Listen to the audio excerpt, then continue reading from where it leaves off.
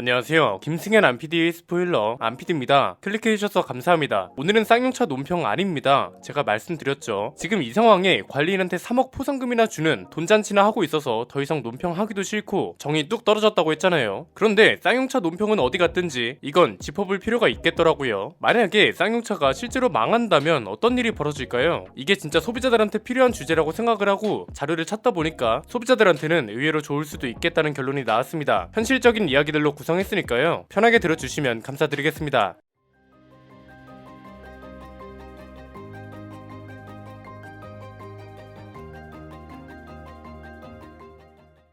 오늘은 두 가지 카테고리로 나눠서 가볼 겁니다. 일단 쌍용차가 망하게 되면 단기적으로 생기는 일들을 짚어볼 거고요. 그 다음은 쌍용차가 망한 이후에 소비자들한테 갈 영향까지 살펴볼 겁니다. 쌍용차가 망하면 생기는 일부터 볼까요? 이건 크게 세 가지라고 봅니다. 첫 번째는 일단 정치적 공방이 치열할 거라는 겁니다. 세금으로 살려야 한다는 쪽은 노동자들을 중심으로 이야기할 거고요. 이제는 그만둘 때가 됐다고 하는 쪽은 현재의 여론에 초점을 둘 겁니다. 아마 쌍용차 노조원들의 시위를 시작으로 쌍용차 임직원 그리고 협력업체까지 크게 휘청일 겁니다.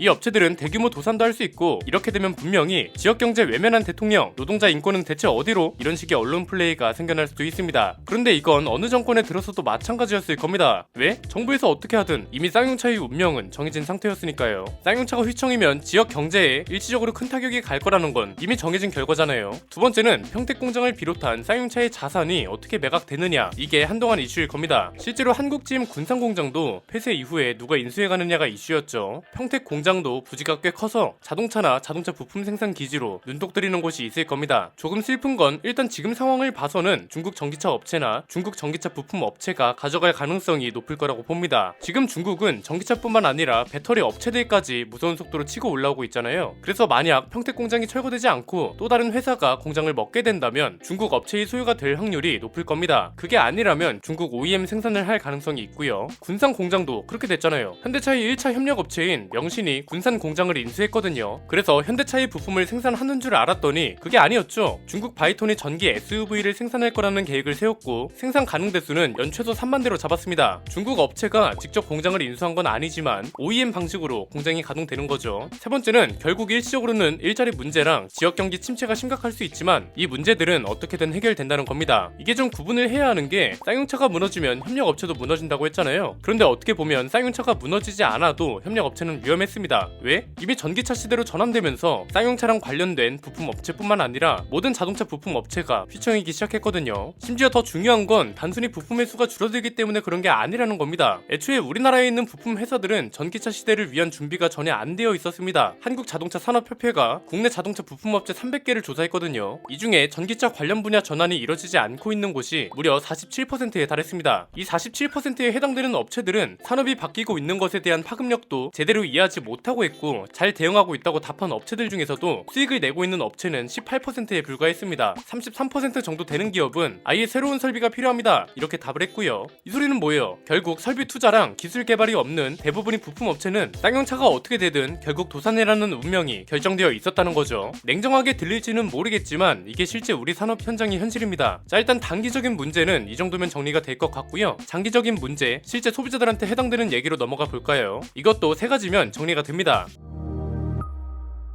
첫 번째는 일자리 문제랑 지역경제 문제가 소비자들한테 큰 영향이 없을 거라는 겁니다. 실제로 한국GM 군산 공장이 2018년에 폐쇄됐잖아요. 원래는 바이톤의 전기차를 양산하려 했는데 이 회사가 파산하면서 계획이 무산됐습니다. 대신 중국 지리자동차가 군산 공장에서 전기 트럭을 생산하겠다고 밝혔습니다. 내년부터 시행 예정이고 이게 진행되면 중국 업체가 한국에서 전기차를 생산하는 첫 번째 사례가 되는 겁니다. 우리나라 자동차에서의 자리를 중국 업체가 먹는다는 게 그렇게 좋은 일은 아닙니다. 이런 식으로 세력 확장이 되면 진짜 제주도꼴 날 수 있는 거니까요. 그런데 일단 지역경제랑 일자리 문제는 다른 업체가 들어오면서 해결이 될 수밖에 없기 때문에 소비자들한테도 큰 영향은 없을 겁니다. 애초에 군산공장이 지금 이렇게 돌아가고 있다는 것도 모르는 분들이 많으셨을 거잖아요. 대신 군산공장하고 비슷하게 5년에서 6년 정도가 소요되긴 하겠죠. 두 번째는 앞으로 국산차는 현대기아차 말고는 살 게 없어진다는 겁니다. 자, 이미 쉐보레는 한국에서 생산하는 차보다 미국에서 수입해서 판매하는 차가 훨씬 많아진 상태고 르노 삼성도 르노 코리아로 이름을 바꿨습니다. 애초에 쉐보레는 미국 브랜드 브랜드? 르노는 프랑스 브랜드죠. 기존에는 국내에서 생산되는 차가 훨씬 많았기 때문에 국산차로 분류가 됐고 판매량 통계도 국산차로 잡혔습니다. 그런데 앞으로는 쉐보레랑 르노도 수입차 통계로 잡힐 수밖에 없을 겁니다. 결국 몇 년 뒤에는 현대차랑 기아 그리고 제네시스만 국산차 통계에 남을 거란 소리죠. 르노랑 쉐보레 말고는 쌍용차가 유일했는데 쌍용차가 사라지면 현대차 그룹만 남는 게 당연하죠. 이렇게 되면 현대차 그룹의 점유율은 이제는 묻지도 따지지도 않고 무조건 100%가 되는 거고요. 세 번째는 이렇게 현대차 그룹만 살아남는다고 해도 소비자들한테는 큰 영향이 없을 거라는 겁니다. 쉐보레랑 르노 코리아는 수입차 통계로 잡히더라도 여전히 국내에서 차를 팔 겁니다. 그래서 사실상 쌍용차만 선택지에서 없어진다는 건데 이미 쌍용차는 점유율이 처참하잖아요. 작년 한 해 동안 기록한 판매 점유율이 4%밖에 안 됩니다. 그리고 이것도 좀 구분할 필요가 있는 게요. 이미 경쟁력 없는 자동차 회사의 몰락은 정해져 있는 운명이었습니다. 이건 쌍용차뿐만 아니라 지금 전기차 시장에서 힘을 못 쓰는 제조사들이 있잖아요. 기존에는 내연기관차로 수명을 이어갈 수 있었지만 국가적 인프라와 소비자들의 소비 패턴이 완전히 바뀌면서 역사 속으로 사라질 수밖에 없는 회사들이 정말 많아졌습니다. 생각을 해보세요. 전 세계를 장악하고 있는 토요타도 전기차 때문에 위기라는 말이 나오는데 제규어 랜드로버나 시트로엥, 푸조 이런 브랜드들은 전기차 시장에서 두드러지는 성과가 없잖아요. 그렇다고 이 차들이 어느 한 나라나 지역을 장악하고 있는 것도 아니고요. 이미 운명이 정해진 수많은 제조사 중에 국내에서는 쌍용차가 첫 번째 순서를 맞이한 것 뿐입니다. 그래서 이게 큰 이슈이긴 하지만 그렇다고 특수한 사례라고 보기는 어려울 것 같다는 거죠. 좀 더 냉정하게 들어가 볼까요? 현대차는 미쓰비시 기술력을 기반으로 시작했고요. 그 이후에는 독자 기술을 개발해서 지금에 이르게 됐습니다. 쌍용차는 오히려 시작이 더 좋았죠. 벤츠가 뒤에 있었잖아요. 그런데 그 이후에 쌍용차가 자체 개발한 게 있었나요? 제대로 인정을 받고 시장을 선도해 본 적이 단 한 번이라도 있냐 이거죠. 현대차는 자체 개발한 엔진이 세계 10대 엔진에 선정되기도 했고요. 현대차가 개발한 엔진을 다른 수입차 브랜드가 가져다 쓰기도 했습니다. 우리가 아는 브랜드 중에선 지프가 대표적입니다. 그리고 전기차 시대에 맞춰서 전기차 전용 플랫폼까지 개발을 했고 이걸 중심으로 사업을 확장시키고 있습니다. 그런데 쌍용차는 기나긴 역사 동안 그런 게 하나라도 있었나요? 저는 이 정도면 차가 잘못한 게 아니라 경영진이 문제였다는 말이 어느 정도 일리가 있다고 생각합니다. 제대로 된 플랫폼 하나, 제대로 된 파워트레인만 하나 있었으면 쌍용차의 운명은 크게 달라졌을 겁니다. 왜? 요즘은 개발이 아니라 개량이 트렌드잖아요. 잘 만들어진 엔진을 조금씩 업그레이드 해가면서 쓰는 거예요. 이건 이미 벤츠랑 BMW, 폭스바겐, 토요타 거의 모든 브랜드가 하고 있는 방식이라 욕먹을 것도 아니고 오히려 칭찬받아 마땅한 거죠. 차가 여러 번 세대 교체될 동안 엔진 하나로 여러 해 동안 사용해도 탈이 안 난다는 건 그만큼 잘 만들어진 엔진이라는 거잖아요. 그리고 엔진을 새로 개발할 돈으로 아예 전기차 시대를 대응할 수 있었겠죠. 그런데 결국 이게 안 됐고 이리저리 치이고 헤매다가 이 지경까지 온 겁니다. 그래서 저는 오늘 이 영상으로 확실하게 구분이 되었으면 하는 게 있습니다. 일단 이미 결론은 나와 있습니다. 현대차 그룹이 국내 시장을 독점할 거라는 사실이죠. 그런데 중간을 채우는 과정과 근거는 바로 잡아야 할 필요가 있습니다. 쌍용차가 망했기 때문에 이게 아니라 시대가 변하면서 피해갈 수 없는 운명이 있고 이 시대를 잘 대처한 브랜드와 그렇지 못한 브랜드가 나뉜 것 이렇게 되어야 할 것 같습니다. 미래로 갈수록 우리가 선택할 수 있는 차의 종류가 훨씬 많아진다? 저는 오히려 반대라고 봅니다. 수입차도 독일 3사나 폭스바겐, 토요타 그리고 포드랑 GM 계열만 살아남을 것 같고요. 나머지 브랜드는 역사 속으로 사라질 가능성이 높습니다. 저는 오히려 이 리스트에 현대차 그룹이 들어가 있다는 게 정말 자랑스럽다고 생각합니다. 쌍용차가 회생 과정에 있고 살아남으려는 의지가 조금이라도 보이는 상황이었다면 아낌없이 응원을 했을 겁니다. 그에 따른 논평도 하는 게 맞고요. 그런데 이미 결론에 거의 도달했고 최근에는 이런 기사까지 나왔습니다. 그래서 이제는 쌍용차는 뒤로 하는 게 맞다고 저는 개인적으로 생각하고요. 앞으로 어떤 일이 벌어질지 소비자들한테는 어떤 일이 생길지 이런 전망 이야기를 하는 게 더 낫다고 생각했습니다. 그래서 오늘은 쌍용차가 진짜로 망하게 된다면 어떤 일이 벌어질지 정리해본 거고 결론적으로 소비자들한테는 큰 영향이 없다 이렇게 정리할 수 있겠습니다.